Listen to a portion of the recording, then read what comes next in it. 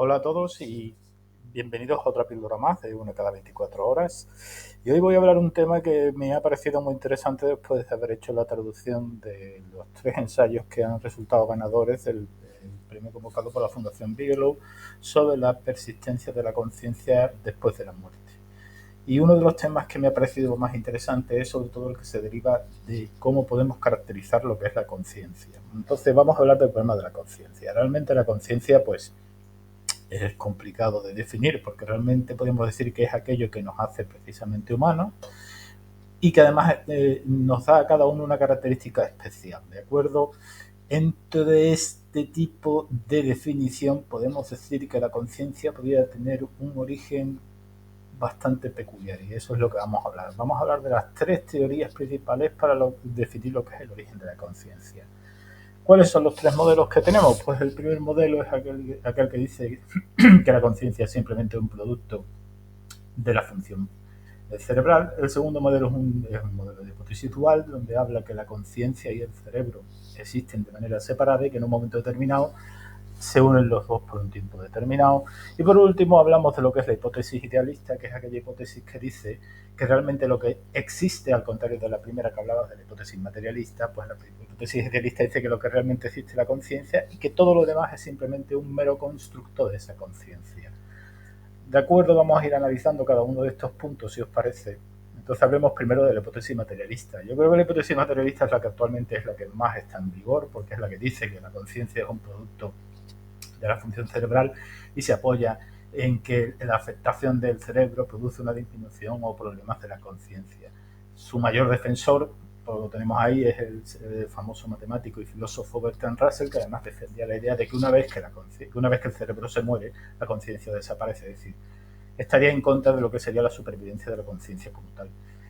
A este punto se oponen algunas de las últimas pruebas y los últimos descubrimientos que han surgido, entre ellos, por ejemplo, la persistencia de la línea plana del electroencefalograma cuando se producen las paradas cardiorrespiratorias a los 18 segundos, o por ejemplo, la disminución del metabolismo cerebral cuando se produce el uso de los enteógenos, es decir, de los famosos de la psilocibina, ¿no? de los hongos mágicos.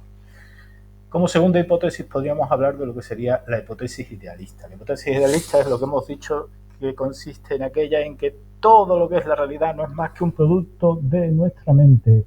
Aunque no lo parezca, esta hipótesis encontró un nuevo resurgir con la aparición de la mecánica cuántica. ¿Por qué? Por el famoso principio de que solamente es el observador el que hace que se cree la realidad en sí. De hecho, el señor que tenéis en la foto, que se llama Roberto Kastrup, pues es un matemático y filósofo, es un ingeniero y filósofo holandés que defiende este tipo de ideología o este tipo de teoría, basándose en el hecho de que realmente existe una conciencia universal que es la que va formando la realidad.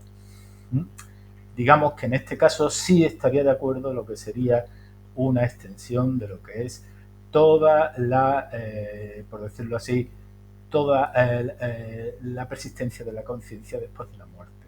Para mí tiene una objeción que es por qué diferentes conciencias, es decir, diferentes personas, son capaces de ver la misma realidad si es verdad que la realidad de cada uno es la formada por su propia conciencia. Pero bueno, digamos que en este caso esta hipótesis sería la que más claramente afirmaría la existencia de una supervivencia de la conciencia. Y por último, porque no quiero ser muy pesado, la que más me gusta a mí es la hipótesis dual. La hipótesis dual es la hipótesis que dice que la conciencia y el cerebro existen por separado y que en un momento determinado se unen. De hecho, su principal, digamos, defensor o creador es un filósofo, bueno, es un psicólogo americano, William James, que decía, lo veis ahí, ¿no? Que el hombre solo vive en uno de los posibles, de las pequeñas, una pequeña habitación de las grandes habitaciones que tiene su conciencia, ¿vale? Entonces, ¿qué es lo que decía? Bueno, qué es lo que afirmaba William James? William James lo que decía era que la conciencia existía de por sí y que simplemente el cerebro era una especie como de aparato receptor a la vez que filtro de la conciencia, de tal manera que podía impedir el poder desarrollar la totalidad de las capacidades que tenía la conciencia.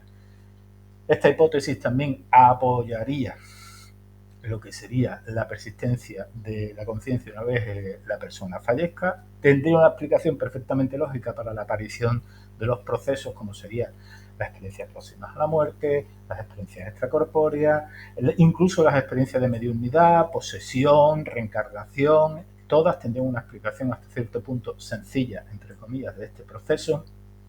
Y no solo eso, sino que además nos permitiría incluso el poder diseñar algún tipo de prueba que pudiera hacer posible comprobar esta teoría. Una cosa que se me ha olvidado decir es que ninguna de estas teorías, ni la teoría materialista, ni la teoría idealista, ni la teoría, por decirlo así, dualista, ya ha demostrado su veracidad, ni siquiera la materialista, ¿de acuerdo? Bueno, no quiero extenderme mucho más, si os parece interesante, pues quizá podríamos hacer una especie de píldora especificada a cada uno y ver cómo podemos aplicar cada modelo a los diferentes estados o lo podemos decir, estados alterados de la conciencia y ver cómo se podrían gestionar. Un saludo y hasta la próxima.